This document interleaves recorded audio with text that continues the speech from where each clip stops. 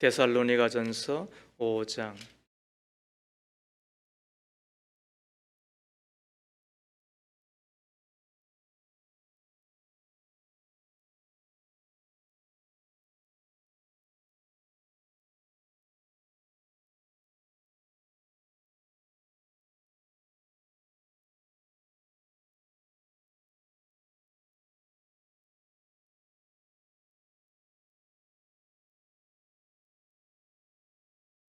오장 18절.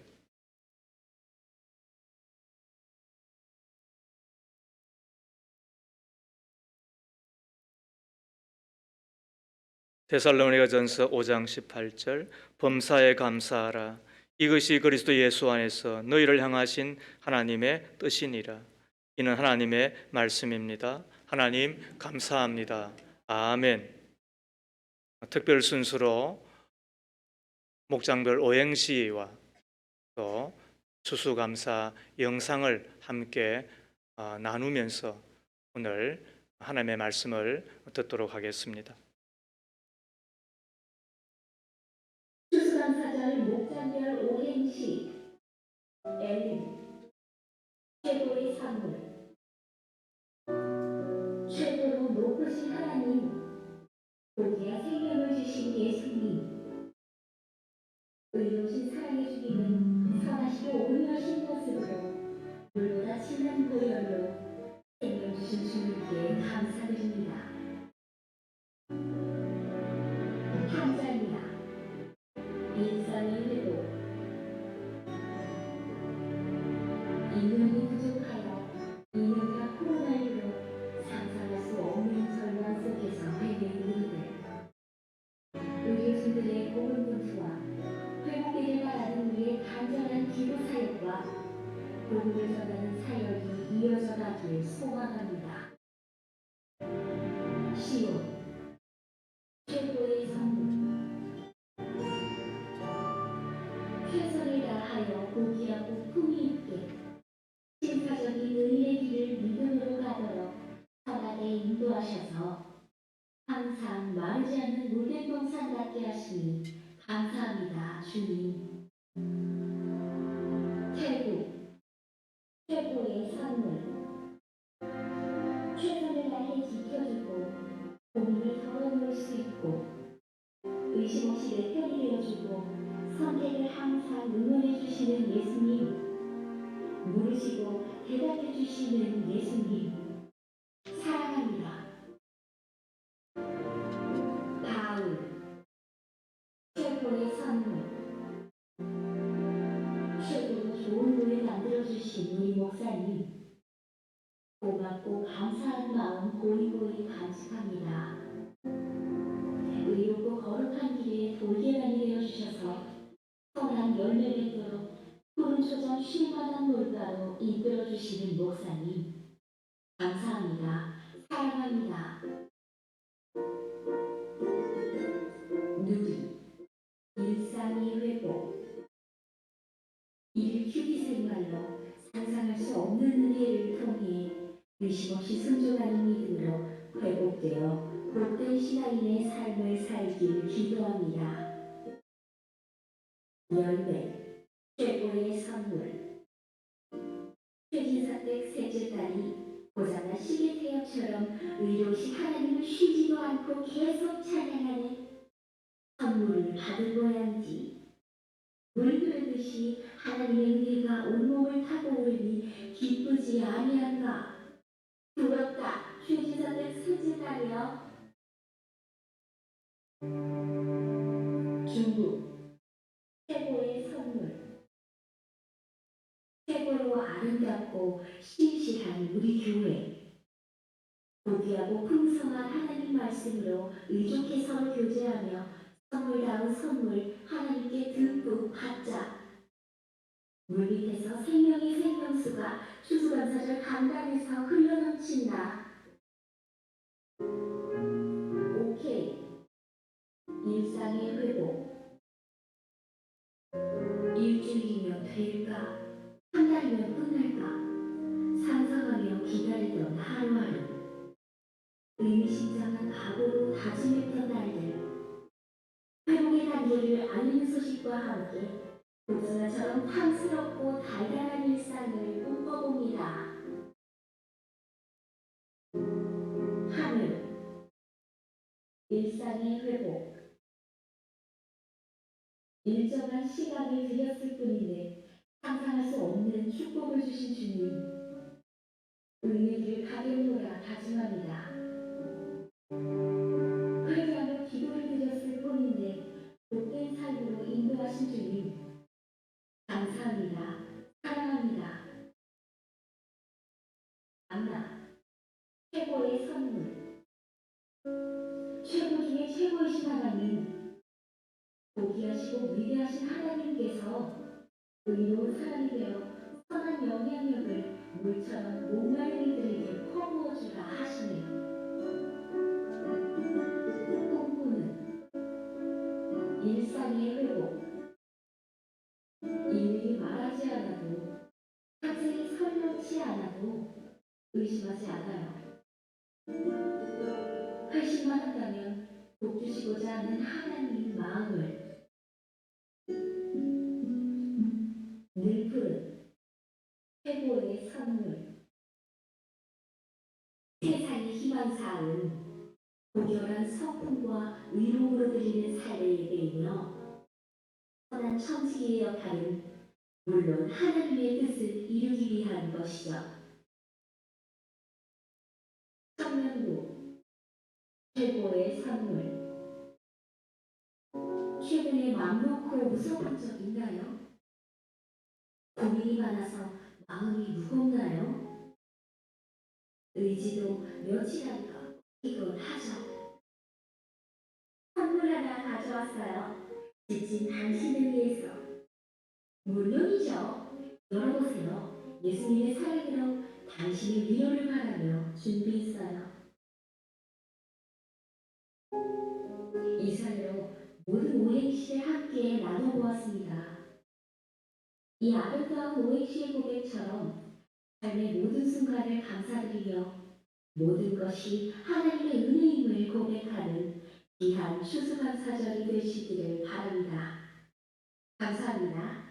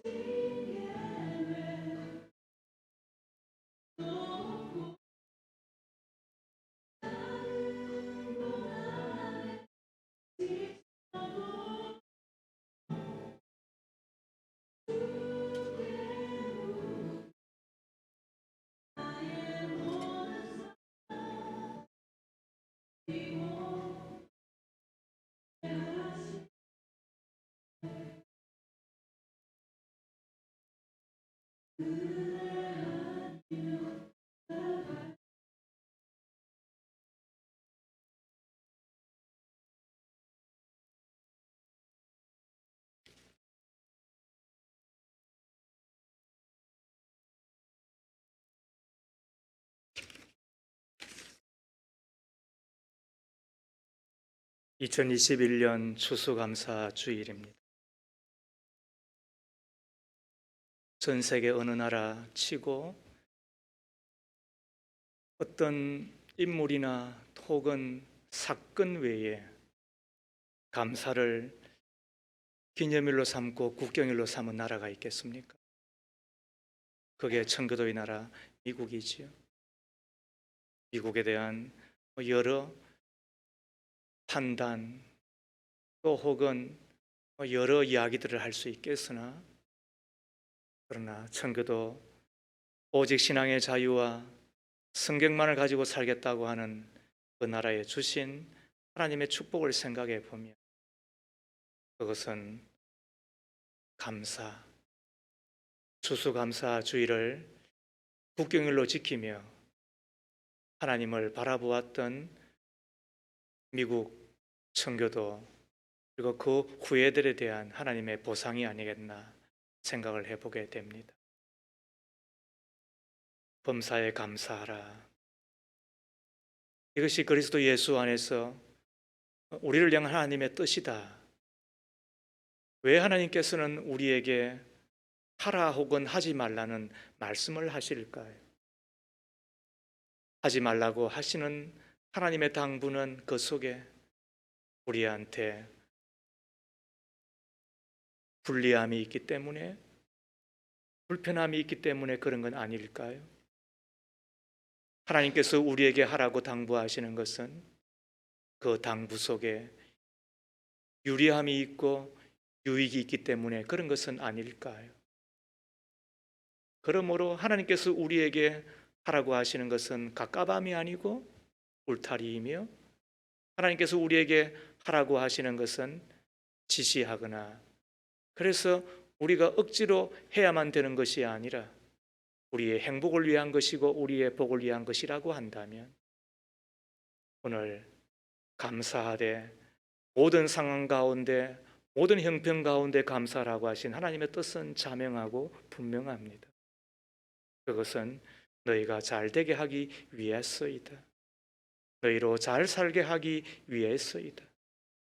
너희가 이 땅에 발을 붙이고 살아가지만 행복한 삶, 그래서 극락의 나라 천국을 누리며 살라고 하신 하나님의 뜻과 하나님의 소원이 묻어 있는 것은 아니겠습니까?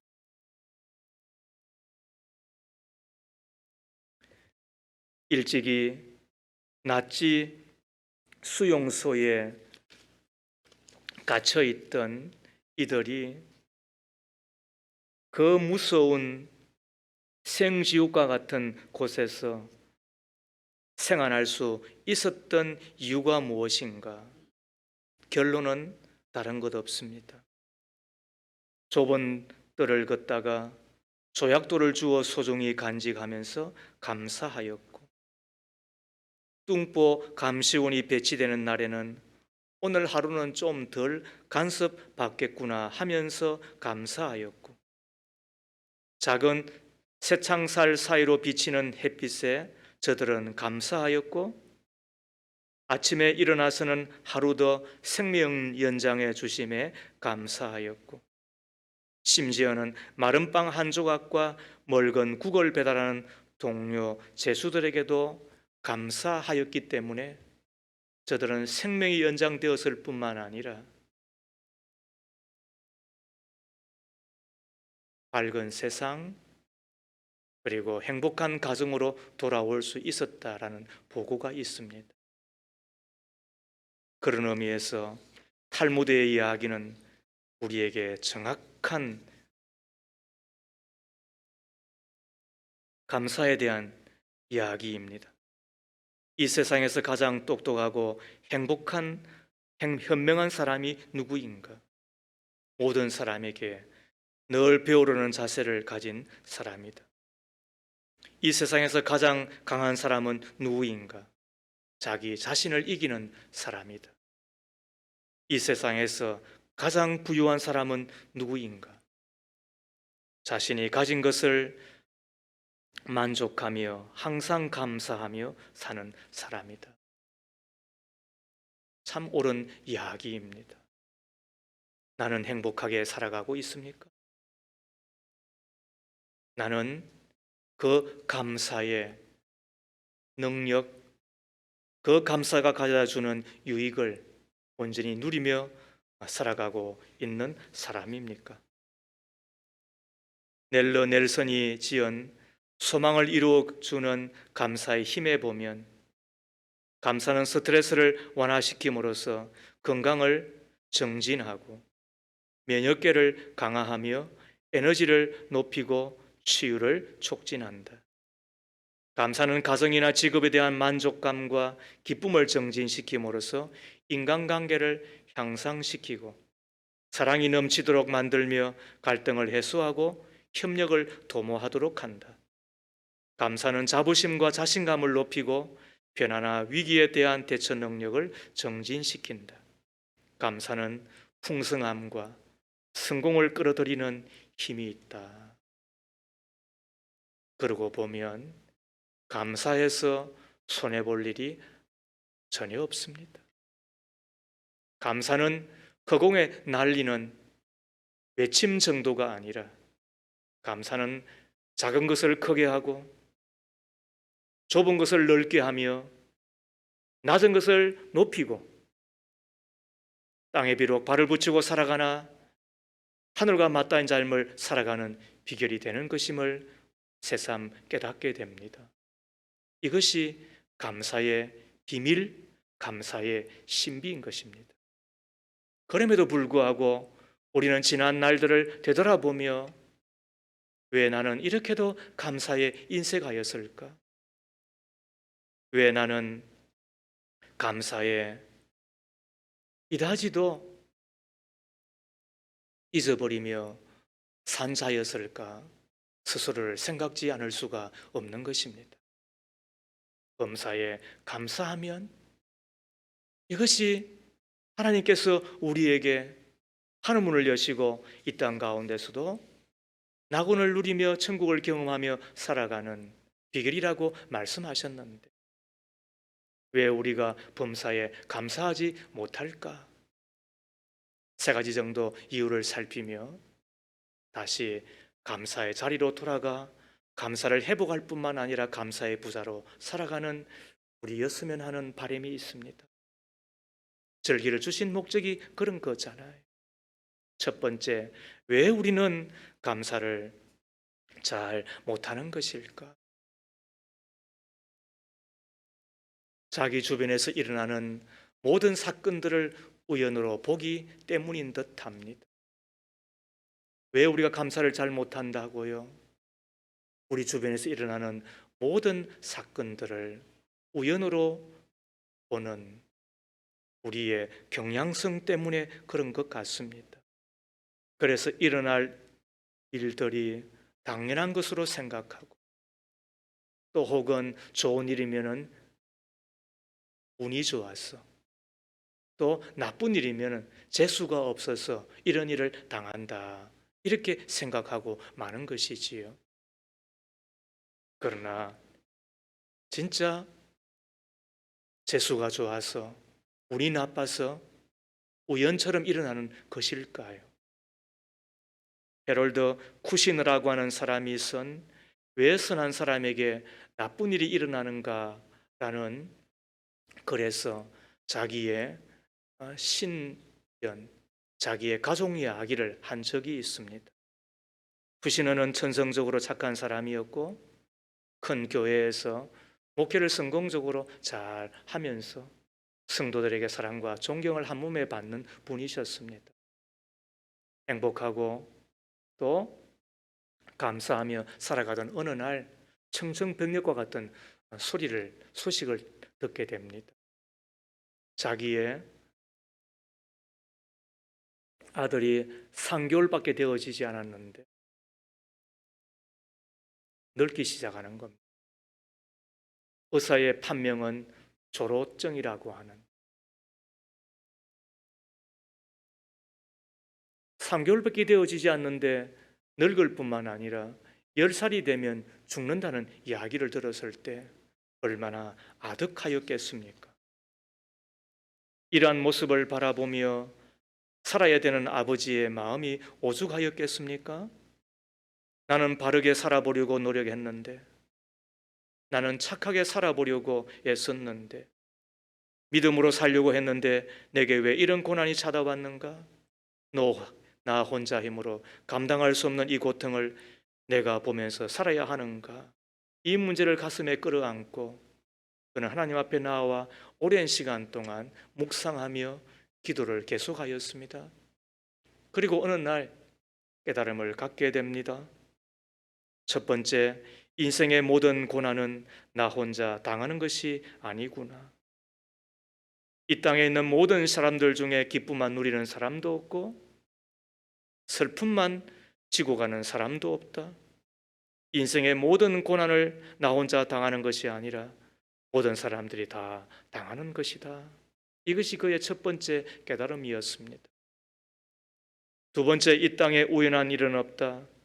나는 받아들여지지 않지만, 나는 용납이 안 되지만, 나는 이해가 안 되지만 이 고통 가운데 하나님의 분명한 뜻이 있다. 세 번째, 길을 막으신 하나님은 다른 길을 주신다. 네 번째, 하나님은 땅의 문을 닫으실 때 하늘 문을 여시고 하나의 문이 막히면 다른 문을 여셔서 이끌어 가신다. 그러면서 그가 내린 결론은 모든 것이 하나님의 은혜 안에 일어난 일임을 깨닫고 감사하면 하나님은 가장 좋은 것을 주시는 선하신 나의 아버지이시다. 여러분, 이것이 헤롤드 쿠시너가 고통 가운데 자기 아들이 죽어가는 그 병 앞에서 깨달은 것이지요. 그가 한 이야기가 뭐라고요? 이 세상에 그 어떤 일도 우연은 없다는 것이, 그저 되어지는 것이 없다고 하는 것입니다. 재수가 좋아서가 아니고 운이 나빠서가 아니고 다 하나님의 손 안에서 이루어지는 것이다.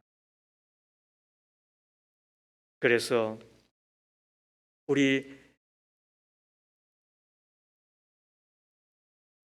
예수님께서 하신 말씀이 있잖아요. 마태복음 10장 29절 이하에 보면 참새 2마리가 한 아사리온에 팔리지 않느냐.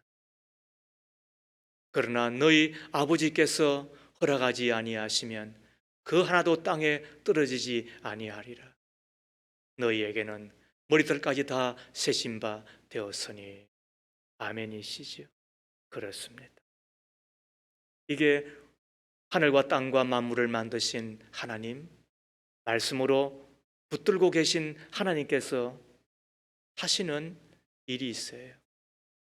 어느 것 하나 주께로부터 오지 않은 것이 없다는 말씀이 있어요. 이것을 믿는 것이 신앙인의 삶이지요. 우리는 이것을 믿기 때문에 주님 앞에 나오는 거잖아요. 어느 나라에 아주 희귀한 것들만 갖기 원하는 임금이 있었는데 어느 날 임금님이 음식 맛을 보고서는 너무 기뻐서 이 요리를 만든 요리사에게 칭찬과 함께 상을 주겠다고 했어요. 왕 앞에 나온 요리사가 이제껏 먹어본 요리 중에 제일이다. 이렇게 훌륭한 요리를 만든 요리사에게 내가 상을 주겠다라고 했더니 그 요리사가 머리를 조아리며 임금님 칭찬해 주시니 감사합니다. 그러나 이 요리는 저의 요리 솜씨가 좋아서라기보다 재료가 좋았기 때문입니다. 칭찬을 해 주시려거든 좋은 야채를 한 야채 장수에게 상을 주십시오 하더랍니다. 임금님은 상인을 불렀습니다. 임금님 앞으로 인도된 채소 장수는 임금님의 칭찬을 듣고서 깜짝 놀라며 임금님 천만의 말씀입니다.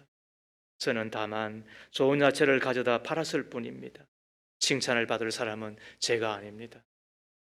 칭찬을 해 주시려거든 이 야채를 키운 농부에게 하십시오. 그러더라는 겁니다. 이번에는 농부를 불렀습니다. 그 농부는 왜 자신이 임금님을 만나야 하는지 두려움에 떨고 있을 때 임금님으로부터 자신이 농사지은 야채로 궁중 요리사가 이 세상에서 가장 맛있는 요리를 만들어 주었기 때문에 맛있게 먹게 되었기 때문에 상을 주겠다는 이야기를 듣고 깜짝 놀랐습니다. 그리고 하는 이야기입니다. 임금님, 그렇지 않습니다. 저는 그저 부지런히 일했을 뿐입니다.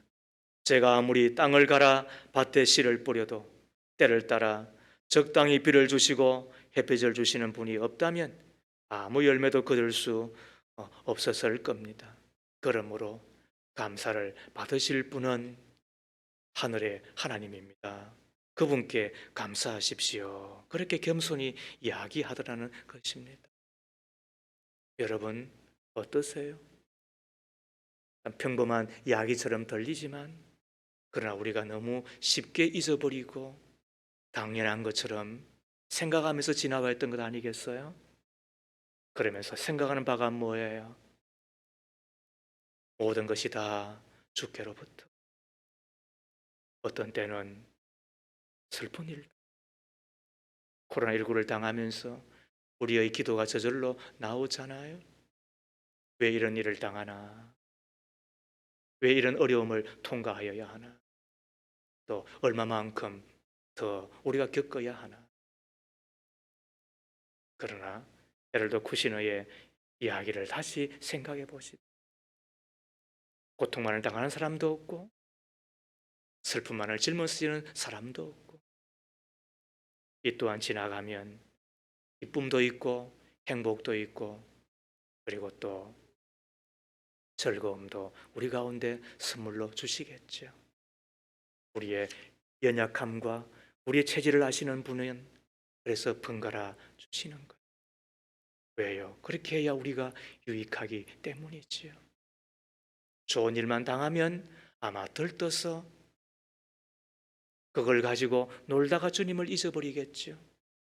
슬픈 일만 주시면 그것에 짓눌려서 우리는 생각도 못하고 그리고는 또 주님을 배반하고 살아가겠죠. 모든 것이 다 주께로 온 것을 기억한다고 한다면 특별히 구원해 주신 주님을 생각하며 살아야 되지 않겠습니까? 구원이란 위험에서 건지다는 뜻입니다.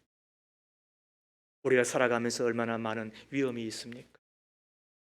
가난도 위험한 거잖아요. 불편한 것을 지나 겪어보면 위험한 것. 질병은 얼마만큼 위험한가요? 요즘 암병. 제가 40에 보험을 들었습니다. 제 아내는 동시에 들면서 80세까지 암보험을 하나 들었는데 저는 60세에 끝나는 보험을 들었습니다. 내년 3월에 끝이 납니다. 제가 왜 그런 줄 아십니까? 그때 보험을 넣으면서 20년만 지나면 암은 정복될 거라 스스로 생각을 한 거예요. 그런데 제 희망은 예, 전혀 맞지 않고 제 아내가 들은 것만 지금 덕을 보게 생겼습니다. 암은 상당히 위험합니다. 그러나 암병보다 더 무서운 질병이 있습니다. 그게 치매입니다. 제 어머님이 저를 보고 기도해다오. 그래서 제가 어머님 늘 기도합니다. 마지막까지 정신줄 놓지 않고 사시기를, 행복한 교회생활 하시다가 천국 가시기를 고맙다 하더라. 그렇게 이야기를 합니다. 그거는 젊을 때는 모릅니다. 장년의 때도 모릅니다. 그러나 나이가 들면 들수록 그것이 얼마나 무서운 것이고 위험한 것인지 알게 됩니다. 그 전에 이별을 당하면 그만큼 더 큰 고통도 없는 것입니다. 최고의 고통 지수는 이별인 것입니다. 헤어지는 것입니다. 내 부모가 죽으면 서산에 묻고 돌아오지만 내 자식을 먼저 보내면 내 가슴에 묻고 평생을 살아가는 것입니다. 그만큼 부부가 헤어지는 것만큼 더 큰 고통도 없다는 것이 조사 보고인 것입니다. 이런 저런 위험들을 겪으며 살아가는 우리들인데, 그러나 여러분 기억하십시오. 가장 큰 위험은 따로 있습니다. 그게 뭘까요? 그게 지옥인 것입니다. 그래서 지옥에는 가서는 안 됩니다. 지옥이 어떤 곳인가? 일전에 한번 예수님의 말씀을 가지고 이야기한 적이 있죠. 한 번 더 이야기하죠. 지옥은 내가 지금까지 겪었던 고통, 최고의 고통 곱하기 한 10억 배쯤 하면 됩니다. 그런데 그 지옥에는 자살이 없습니다. 그래서 고통이 끝이 나지 않는 것입니다. 제 이야기가 아닙니다. 제가 상상한 것이 아닙니다. 천재적인 작가가 만든 이야기도 아닙니다. 예수님의 직접적인 이야기입니다. 거기에서 건짐을 받아야 됩니다. 그것이 구원인 것입니다. 모든 사람은 하나님의 영광에 이르지 못하는 죄인일 뿐만 아니라 그 죄 가운데 살면서, 저주 가운데 살면서 나중에는 심판받고 지옥 갈 수밖에 없는 게 우리들입니다. 우리가 받을 저주, 그 지옥의 고통을 위하여 친히 십자가에서 지옥의 고통을 대신하시고 그리고 지옥까지 내려가셨다가, 해설은 그래요. 노아의 당시에 하나님을 부인하고 배반하였던 이들에게 심판의 메시지, 복음의 메시지를 전거하기 위한 것이었다. 아무튼 예수님은 그 십자가에서 그 지옥의 고통을 다 겪으셨는데 그것이 우리를 대신하기 위하였죠. 나를 위하고 나를 대신하여 지신 그 십자가에서 흘리신 보혈 믿기만 하면 제 사함의 은총과 함께 하나님의 자녀가 되는 권세를 주셨다고 한다면,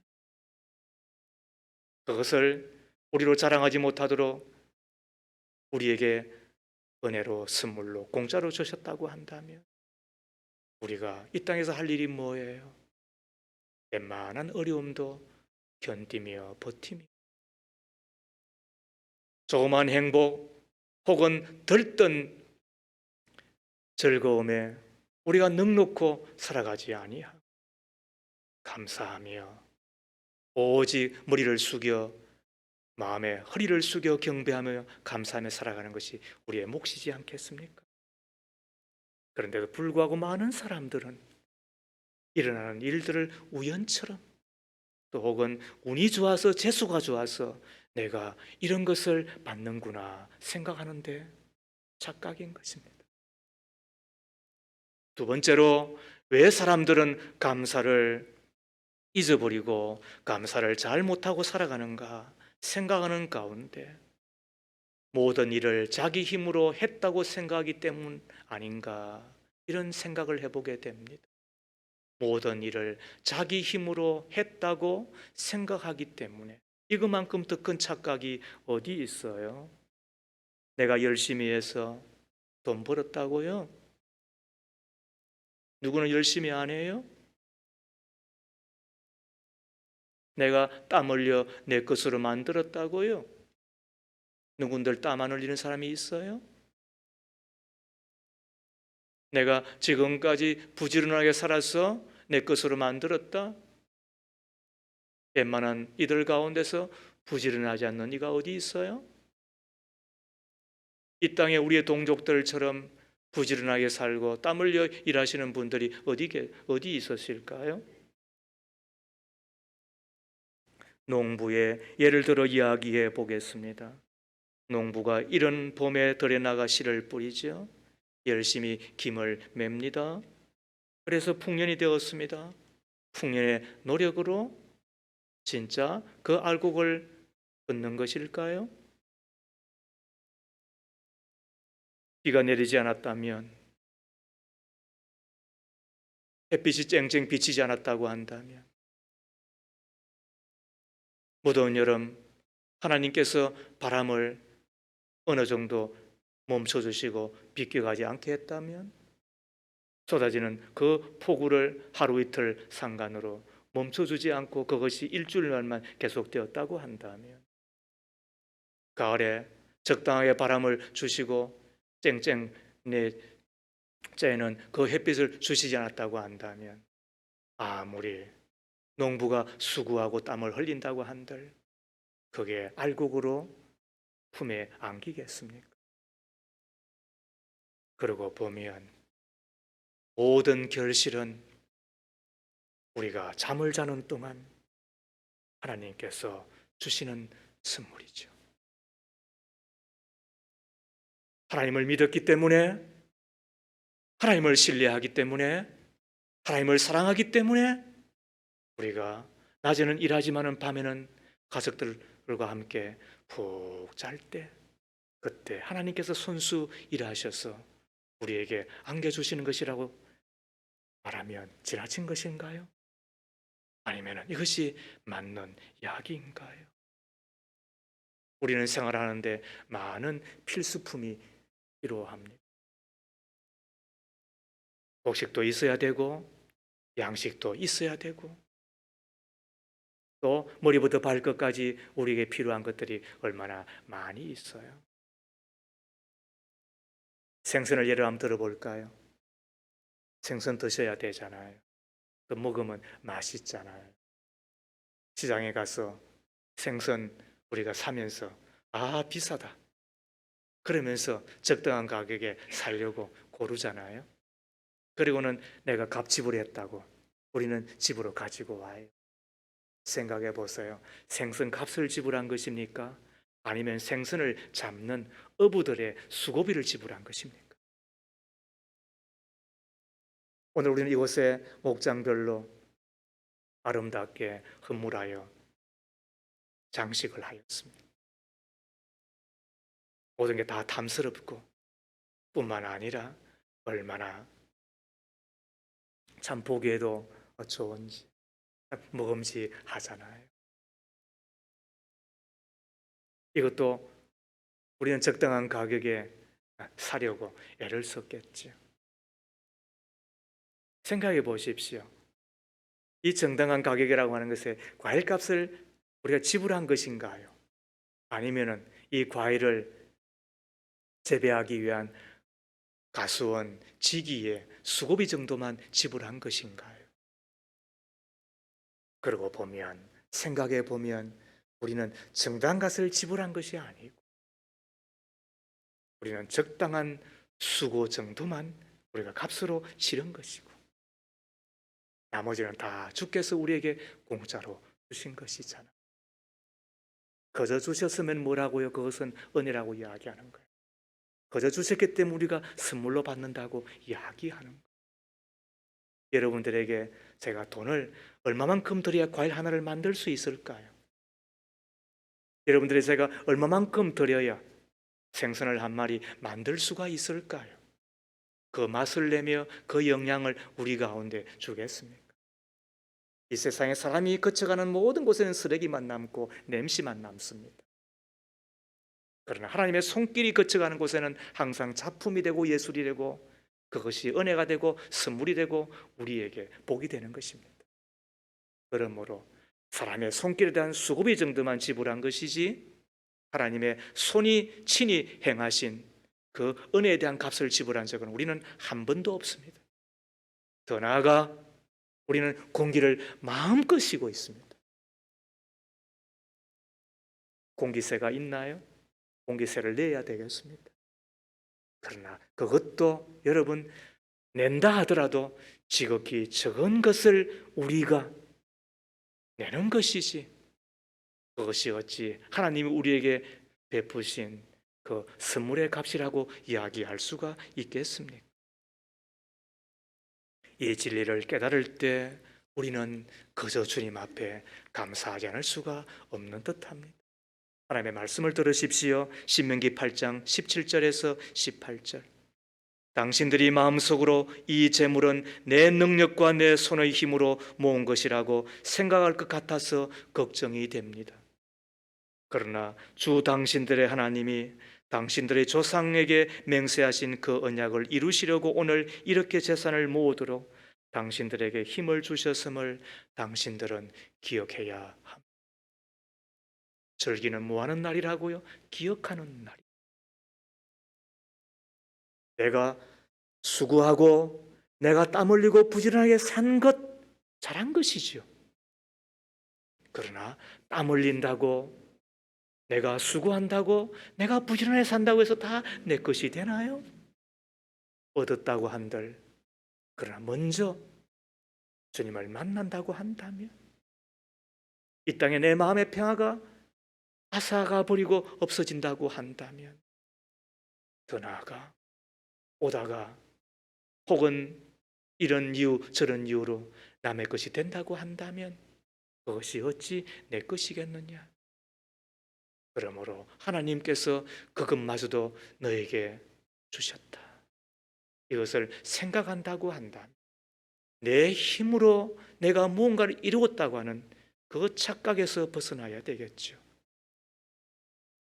하나님이 우리에게 능을 주시고 특별히 힘을 주셔서 그것마저도 얻게 하셨음을 기억하는 날, 그러므로 머리 숙여 주님 앞에 감사하십시다. 마지막 세 번째, 왜 사람들은 잘 감사하지 못하며 살아가는가? 그래서 행복도 빼앗기고 이 땅에서의 천국의 삶도 우리가 다 잃어버리고 마는가? 남과 비교하기 때문에 감사하지 못하는 듯합니다. 모차르트의 일생을 다룬 아마데우스 이야기를 한 번 더 하겠습니다. 살리에리는 당시 최고의 음악가였습니다. 모차르트가 나타나기 전까지 그는 수많은 사람들의 존경과 부러움을 받았던 행복한 인생을 살았던 음악가입니다. 그런데 모차르트와 자신의 음악을 비교하면서 그의 인생은 불행의 늪으로 빠집니다. 그를 더욱더 화나게 만드는 것은 자신은 밤잠을 설치면서까지 온 힘을 다해 작곡을 해도 사람이 주목해 주지 않는데, 모차르트는 여자와 어울려 놀 것 다 놀면서 짜투리 시간에 취미 삼아 작곡하는 것 같은데 그 음악이 불후의 작품이 되는 것입니다. 그를 더욱더 비참하게 만드는 것은 모차르트의 천재성을 깨돌아보는 안목이었습니다. 그래서 그는 이렇게 절규합니다. 왜 저에게는 천재를 알아볼 수 있는 능력을 주시고 모차르트와 같은 천재적인 작곡 능력은 주시지 않습니까? 결국 비교의식과 열등감이 그의 인생을 파멸로 몰아가지요. 인생을 비참하게 만드는 것은 가난에서 오는 슬픔도 아니고 실패에서 오는 고통도 아닌 것 같습니다. 재능이 모자라기 때문에, 능력이 부족하기 때문에 인생을 실패하는 것도 아닌 것 같습니다. 가장 큰 비참은 비교로부터 옵니다. 비교란 인생이 선택할 수 있는 가장 어리석음입니다. 우리가 이 비교에서 벗어나 내 인생을 살기로 작정하는 것이 신자의 삶입니다. 나는 나대로 살 거야. 이것이 필요한 것이 무엇입니까? 하나님의 공평하심이지 않습니까? 송명의 시인을 보면서 우리는 이 공평함을 배웁니다. 그는 내성마비 환자였습니다. 날 때부터 뇌를 다쳤다 그랬습니다. 그는 찌들어지게 가난했습니다. 사춘기를 지나면서 몸서리치는 자기 자신에 대한 정체성 때문에 그는 자살을 기도하기도 했습니다. 그런 그가 17세에 예수를 만났습니다. 거듭났습니다. 하루에 5시간씩 기도했습니다. 그 불편한 몸을 이끌고 그는 성경을 30도 했습니다. 그러면서 그는 영롱한 그의 영혼을 가지고 이렇게 노래합니다. 나 가진 재물 없으나, 나 남이 가진 지식 없으나, 나 남에게 있는 건강 있지 않으나 나 남이 없는 것 있으니. 나 남이 못 본 것을 보았고, 나 남이 듣지 못한 음성 들었고, 나 남이 받지 못한 사랑받았고, 나 남이 모르는 것 깨달았네. 공평하신 하나님이 나 남이 가진 것 없지만, 공평하신 하나님이 나 남이 없는 것 갖게 하셨네. 여러분, 공평이 뭡니까? 평등하고는 틀린 겁니다. 평등은 너와 내가 같아야 되는 것의 의미이지만, 공평은 뭐예요? 그에게 없는 것 내게 있고, 그에게 있는 것 나에게 없지만, 그러나 그에게 없는 것 나에게 있게 하신 하나님. 그래서 하나님은 나에게 공평하시다. 공평하신 하나님 때문에 우리는 감사할 수 있는 것입니다.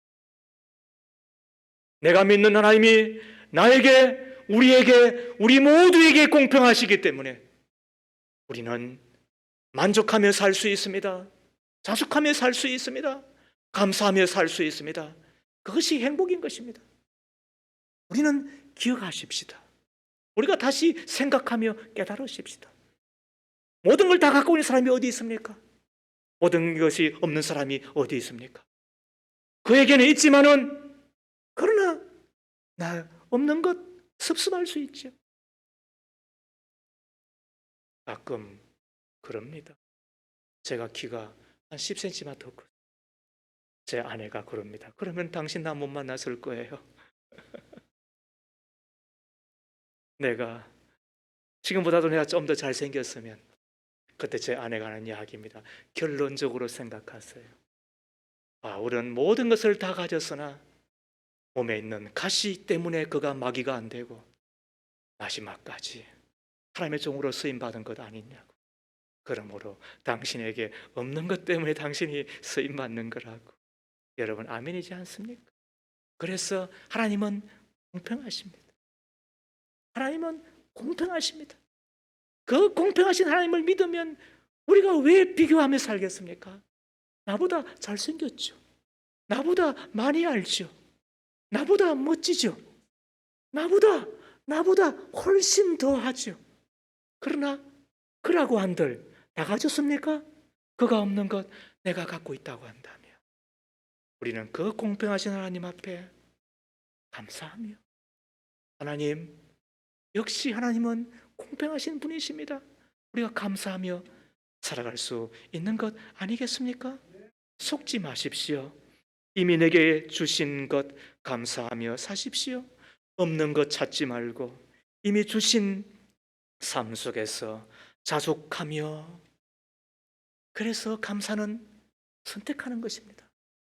내가 감사를 선택할 때 새 세상이 열릴 것입니다. 바꿀 수 없는 환경이 있습니다. 예수도 안 되는 것이 있습니다. 그때도 바꾸려고 하지 말고, 받아들인다고 하는 이야기는 자포자기가 아닙니다. 체념이 아닙니다. 바꿀 수 없는 것은 하나님의 뜻이라고 받아들이고, 그때도 여전히 내가 감사를 선택할 때에 그 환경은 안 변하지만은, 그러나 내 마음은 그 환경 가운데서 하나님의 뜻을 깨달아 내가 유리하고 유익하고 복된 삶을 살아가게 해 주시는 것 아니겠습니까? 사랑하는 믿음의 가족 여러분, 불평을 선택하지 말고 감사를 선택하십시오. 실망을 선택하지 말고 감사를 선택하십시오. 원망을 선택하지 말고 감사를 선택하십시오. 운명을 버리고 감사를 선택하십시오. 아픔과 좌절을 버리고 감사를 선택하십시오. 운이겠거니 생각하지 말고 하나님의 은혜의 힘을 믿고, 내 힘으로 된 것이라고 착각하지 말고 하나님이 모든 것을 이루어 주셨음을 믿고 공평하신 하나님 앞에 우리가 감사하지 아니하고 내 인생을 내가 살아가는, 하나님이 나를 보시고 그러는 거예요. 내가 너가 좋다. 내가 너가 너무 좋다고 말씀하시는데 내가 그런 자임을 우리가 생각하고 감사하며 우리가 주님 앞에 더욱더 겸비하게 영광 올려드리는 저와 여러분 다 되어지기를 주의 이름으로 축복합니다.